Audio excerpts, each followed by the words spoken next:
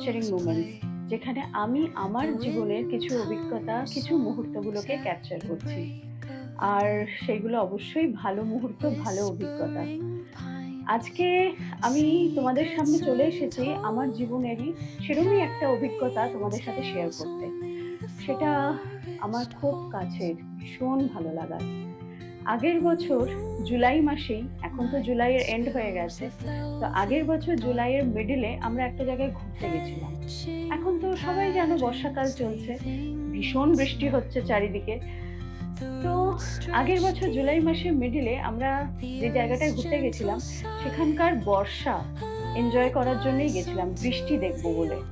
সেখানকার মানে অনেক মানুষ আছে সেই জায়গায় শীতকালে ঘুরতে যেতেও ভালোবাসে, কিন্তু আবার অনেকে সেই জায়গায় বৃষ্টি দেখতে যেতে ভালোবাসে। তো আর এই সেই জায়গার গল্প আমি আজ থেকে না, বহু বছর ধরে শুনছি। আচ্ছা, আগে বলি আমরা কোথায় গেছিলাম। আমরা গিয়েছিলাম হচ্ছে মহারাষ্ট্র। আর মহারাষ্ট্রর রাজর্ষি অনেক বছর কাটিয়েছে। ও পুনেতে, ওর মেডিকেল জার্নিটা পুরোটাই মানে পড়াশোনাটা পুরোটাই পুনেতে। তো ওখানে যেহেতু থেকেছে, প্রচুর ঘুরেছে। অনেক বছরের আমার মনের ইচ্ছা ছিল আমি ওর সাথে আবার মহারাষ্ট্রে যাব। মানে ওই কিছু কিছু জায়গা, মহারাষ্ট্র বললে ভুল হবে, কিছু কিছু জায়গা, মানে পুরো মহারাষ্ট্র তো ঘোরা সম্ভব না, কিছু কিছু জায়গা। তো সেটা সময় পরিস্থিতি বিভিন্ন কারণে সেটা হয়ে ওঠেনি। হঠাৎ রাজস্বী একদিন বাড়ি এলো চেম্বার থেকে, রাত্রি তখন 9টা মতন বাজে। এসে আমায় বললো, রিয়া ট্রলিগুলো বের কর। আমি তখন তাকিয়ে আছি ওর দিকে। ও এমনিও একটু সারপ্রাইজ দিতে ভালোবাসে, ও মাঝে মাঝে এরকম সারপ্রাইজ দিয়েছে বা অন্যরকমও দিয়েছে। আর আমারও ভালো লাগে ওর থেকে সারপ্রাইজেস গুলো পেতে। তো আমাকে যখন এসে বললো, আমি না ওর দিকে তাকিয়ে আছি। আমি মানে বলছে, টাইম নেই, একদম সময় নেই, তাড়াতাড়ি কর। কোথায় যাব? আমি তখন ভেবেছি কি আমরা গাড়ি করে হয়তো ওভারনাইট জার্নি করবো বা কোথাও যাওয়া, এইসব কথা বলছে। ও বলছে, কালকে সকালে আমাদের ফ্লাইট, সকাল 9টায়। রাত্রি 9টায় বাড়ি এসে আমায় ও বলছে, কালকে সকাল 9টায় আমাদের ফ্লাইট, চল রেডি হ, মানে 12 ঘন্টাও সময় নেই, আমাদের তাড়াতাড়ি প্যাকিং করতে হবে, বেরিয়ে পড়তে হবে সকাল সকাল এয়ারপোর্টের জন্য। আর আমাদের বাড়ি থেকে এয়ারপোর্ট খুব কাছে, তো আমাদের এয়ারপোর্ট যেতে সময় লাগে না। তো আমি না পুরো বাকরুদ্ধ, ওর দিকে তাকিয়ে আছি। ও এর আগে সারপ্রাইজ দিয়েছে অনেক, কিন্তু এরকম সারপ্রাইজ যে আগের দিন রাত্রে এসে বলছে পরের দিন সকালের ফ্লাইট, সেটা কখনো তো এরকম হয়নি। আমি তখন ছেলেকে খাওয়াচ্ছি, রাতে ডিনার করাচ্ছি, ঘুম পাড়িয়ে দেবো, সকালে স্কুল। আমি আমি বললাম, কি বলছিস, কোথায় যাচ্ছি আমরা? তখন ও একটু হাসলো, হেসে আমাকে বলল, পুনে। আমি না তখন মানে এত আনন্দ, পুনে, মানে যেটা এত বছর ধরে শুধু গল্প শুনে এসেছি। পুনে থেকে আমরা গেছিলাম মহাবালেশ্বর, লোনাওয়ালা, খান্ডালা, আর ফার্স্টে গেছিলাম শিরডি। পুনে থেকে আমরা ফার্স্টে গেছিলাম শিরডি। তখন মানে এত আনন্দ হয়েছে, মানে আমি আর কিছু বলতে পারিনি। ও জানতো আমি এতটাই মানে খুশি হয়ে যাব। তো সেটারই গল্প আমি তোমাদের সাথে আজকে শেয়ার করছি। ভাবলাম এত ভালো আমার জীবনের অভিজ্ঞতা, এত সুন্দর একটা স্মৃতি আমার, সেটা আমি কেন শেয়ার করব না। আর এখন যখন বর্ষাকালই চলছে, আর ভীষণ মনে পড়ছে আমার সেই সময়টার কথা। তো আজকে আমি কিছু ফটো দেখাচ্ছি সেখানকার, তোমরা সেটাই দেখো, আর তোমাদের কেমন লাগে জানিও।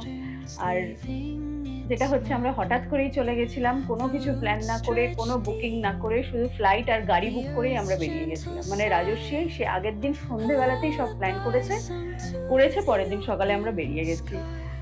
তো তোমরা আগে ফটোগুলো দেখো কেমন লাগে, তারপর আমি আবার কথা বলছি। আমরা ঠিক সময় মতন এয়ারপোর্টে পৌঁছে গেছিলাম। আমাদের ফ্লাইট ছিল সকাল 9টায়। আমাদের ডেস্টিনেশন ছিল পুনে। পুনে থেকে আমরা সর্বপ্রথম চলে গেছিলাম শিরডি। সেখানে সাই বাবার টেম্পলে পুজো দিয়ে আমরা এক রাত কাটিয়ে সেখান থেকে ফার্স্ট চলে গেছিলাম লোনাওয়ালা। লোনাওয়ালা হচ্ছে মহারাষ্ট্রের এমন একটা জায়গা যেখানে প্রচুর কেভস, প্রচুর ফোর্ট, যেখানে গেলে যেন মনে হয় ইতিহাসকে ছুঁয়ে দেখা যায়। আর বর্ষা শুরু হতে না হতেই সেই কেভগুলোর, সেই ফোর্টগুলোর, সেই পাহাড়গুলোর এমন রূপ, মানে সেটা আমি ভাষায় প্রকাশ করতে পারবো না। আমি তো এত বছর গল্পই শুনেছি, এই প্রথম গিয়ে চোখে দেখলাম। আর লোনাভালার প্রথম কেভ দেখার জন্য যখন আমরা গাড়ি থেকে নামলাম, সেই প্রথম বৃষ্টি। মানে কোথাও গেলে কি হয়, বৃষ্টি হলে মন খারাপ হয়ে যায়, এখানে যে বৃষ্টি শুরু হলো, যেন মনে হচ্ছে নাচতে শুরু করি আনন্দে। এই বৃষ্টি দেখার জন্যই তো এসেছি আমরা এত দূর। কি অপরূপ সুন্দর, কেভগুলো যেন সবুজে মোড়া, পাহাড়গুলো সবুজে মোড়া, অপরূপ সুন্দর। লোনাভালায় আমরা 2 দিন 1 রাত কাটিয়েছি। সেখান থেকে আমরা চলে গেছিলাম খান্ডালা। আর খান্ডালায় আমরা নাইট স্টে করিনি, সেখান থেকে আমরা চলে গেছিলাম মহাবলেশ্বর। মহাবলেশ্বর বর্ষায় যেন এক মেঘের রাজ্যে পরিণত হয়। পশ্চিমঘাট পর্বতমালার বুকে এই ছোট্ট শহরটা বর্ষায় যেন আরো মোহময় হয়ে ওঠে। চারিদিকে শুধু মেঘ, আর কিচ্ছু দেখা যায় না, মেঘ ছাড়া কিচ্ছু নেই। আমরা সব শেষে গেছিলাম মহাবলেশ্বর। তো মহাবলেশ্বর থেকে আবার পুনে ব্যাক করেছিলাম, আর পুনে থেকে আমাদের ফ্লাইট ছিল। ওখানকার বিখ্যাত স্ট্রবেরি তো মানে মহাবলেশ্বরের বিখ্যাত।